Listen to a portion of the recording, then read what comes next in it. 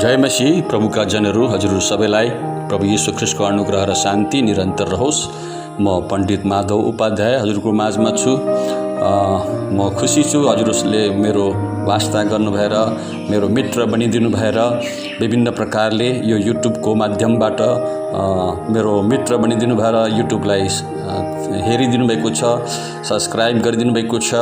त्यति मात्र नभएर सेयर गरिदिनु भएको छ, मलाई सुझाव दिनुभएको छ, मेरो लागि प्रार्थना गरिदिनु भएको छ। धेरै धेरै धन्यवाद। हजुरलाई म मेरो हृदयबाट मुरी धन्यवाद चढाउँछु। अब यो भोइस रेकर्डको माध्यमबाट आज हजुरको बिचमा केही कुराहरू राख्नु पर्यो। मेरो विषयमा, मेरो आफ्नै विषयमा। म पण्डित माधव उपाध्याय हुँ। म सिलगढी, वेस्ट बेङ्गल सिलगढी चम्पासरी मोडमा सानो घरमा बस्छु।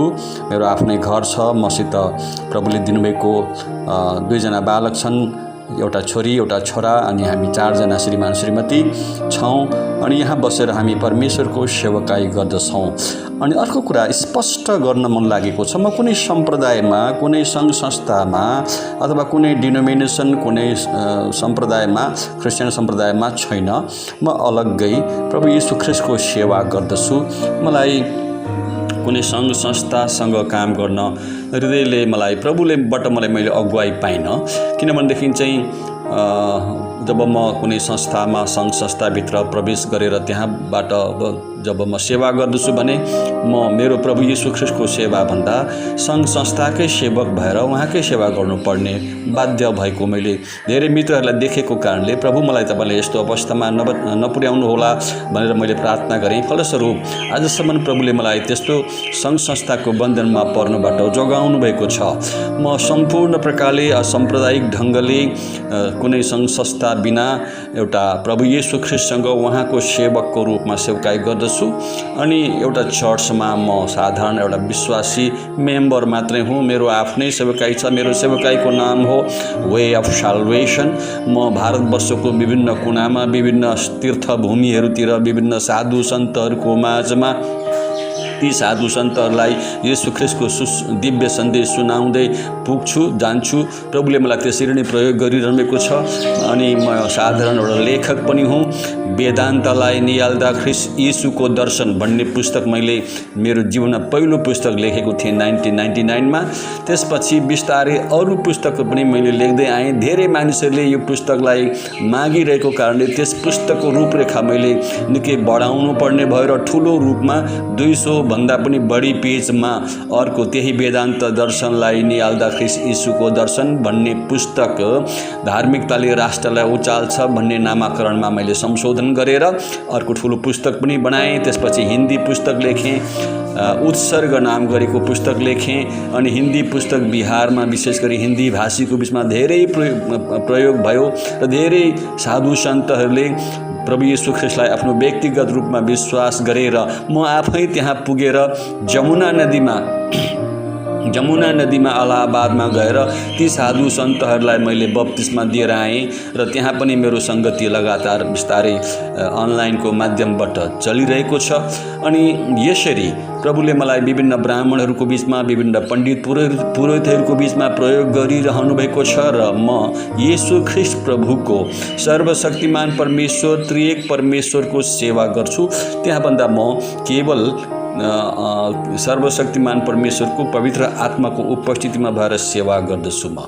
मलाई अझसम्म प्रभुले यसरी सङ्घ संस्थासँग त्यहाँ प्रवेश गर्न र सङ्घ संस्थाको दासत्वको रूपमा काम गर्नबाट जोगाउनु भयो।